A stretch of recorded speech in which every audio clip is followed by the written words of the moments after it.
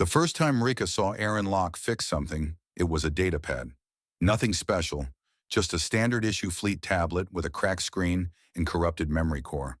The Vryn medic had declared it dead, tossed it in the recycler queue. But Rika, barely past her third molt and still curious about everything, had fished it out. "It's broken," she'd said, holding it up to the human engineer who sat alone in the mess hall, picking at something he called instant noodles. Aaron had looked up with those strange, soft eyes. No vertical pupils, no reflective sheen, just brown and warm like the dirt of forgotten worlds. He'd taken the datapad without a word, turned it over in his scarred hands and smiled. "Broken's not the same as dead," he'd said. 3 hours later, Rika returned to find her datapad humming with life, its screen clear, its memory restored. Even the scratches on the casing had been buffed away. She'd stared at it, then at Aaron, her ear tufts flicking in confusion. "How?" she'd asked. Aaron had shrugged, that peculiar human gesture that meant everything and nothing. "Things want to work. Sometimes they just need someone to remind them how." That should have been the end of it. But Rika was a cub, and cubs talked. Within a cycle, every youngling on the fleet knew the human could fix broken things, not just repair them, fix them, make them whole again. The Vryn cubs brought him their toys, their training weapons, their damaged holoprojectors.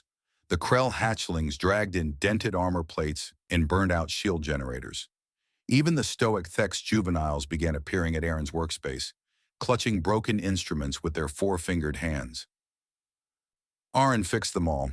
He never asked for payment, never complained about the growing pile of damaged items outside his quarters. He'd simply pick up each broken thing, study it with those two soft eyes, and begin to work. His hands moved with a precision that seemed almost ritualistic, tightening bolts, soldering circuits, replacing components with spare parts he'd somehow always managed to scavenge. "It's like he's singing to them," Rika whispered to her clutchmates one evening, watching through the window as Aaron carefully reassembled a music box that had belonged to a Thex cub's dead parent. "Humans are strange," her brother Vex replied, but even he didn't sound dismissive. There was something else in his voice, something like awe. The adults noticed, of course. Commander Threll, the Vryn who led their mixed-species fleet, watched the growing procession of cubs with narrowed eyes. She approached Aaron one ship cycle, her scales clicking against the deck plating. "You're spending your off-duty hours doing this," she said. It wasn't a question. Aaron didn't look up from the plasma rifle he was recalibrating, a training weapon that had misfired and injured a Krell instructor. "Yes, ma'am." "Why?" He paused then, his hands stilling. When he finally spoke, his voice was quiet. "Because they ask. Because they trust me to try." Threll studied him for a long moment. Humans were still new to the fleet, new to the galactic community. Fragile things with short lifespans and soft skin, lacking claws or natural armor. They'd been dismissed as cannon fodder by some, curiosities by others. But this one, "What do you get from it?" she asked. Aaron's smile was sad. "To see something work again, to know it's not lost." The shift happened gradually, then all at once. It started when Engineer Kyle, a veteran Thex with 3 missing fingers and trauma from a boarding action gone wrong, left his broken combat helmet outside Aaron's door. The helmet had been split down the middle, scorched by plasma fire. Kyle had worn it during the battle where his squad died. He hadn't been able to look at it for cycles, but couldn't bring himself to dispose of it either. Aaron worked on it for 2 days. When Cal returned, the helmet sat on a maintenance bench, restored. The scorch marks remained. Aaron never erased the scars, but it was whole again, functional. The internal systems hummed softly, ready for use. Cale had stared at it for 10 full minutes before picking it up with shaking hands. He'd said nothing. But the next day, Aaron found a bottle of Thex ceremonial wine outside his quarters. After that, the adults started coming. They brought weapons they'd carried through campaigns, damaged beyond military spec but filled with memory. They brought instruments that had survived planetary bombardments. They brought pieces of armor worn by dead friends, navigation tools from destroyed ships, family heirlooms rescued from burning colonies. Aaron fixed them all. He worked through sleep cycles, his coffee intake becoming legendary among the crew. Rika would find him hunched over his bench at all hours, hands steady despite exhaustion, repairing a Vryn pilot's flight stick or a Krell warrior's ceremonial blade. "Don't you need to rest?" she asked once, worried. Aaron had looked at her, and she'd seen something ancient in his eyes, something that made her remember humans had only recently clawed their way off a brutal homeworld and into the stars. "I rest when they're whole again," he'd said simply. The incident that changed everything happened during a combat exercise. A Vryn fighter took simulated hits, and its pilot, a veteran named Schross, froze, completely locked up, unable to respond even when the exercise was called off. They pulled him from the cockpit shaking, his scales pale, his breathing rapid.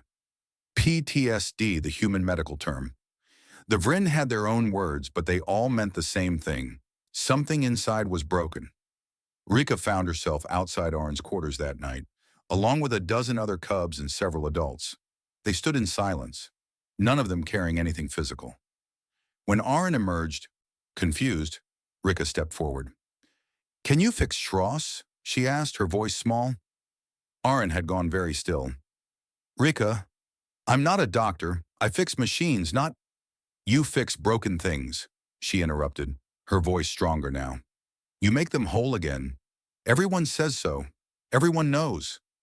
She saw the moment he understood, saw the weight settle onto his shoulders like armor. "That's not how it works," he said gently. "People aren't machines. I can't just—" "But you try," Rika insisted. "You always try. Isn't trying enough?" Aaron sat with Schross for 3 hours that night. He didn't have magic words or miraculous cures. He just listened, shared his own stories of broken things he couldn't fix, of losses he still carried. He didn't make Schross whole again. That would take time, therapy, support from the crew.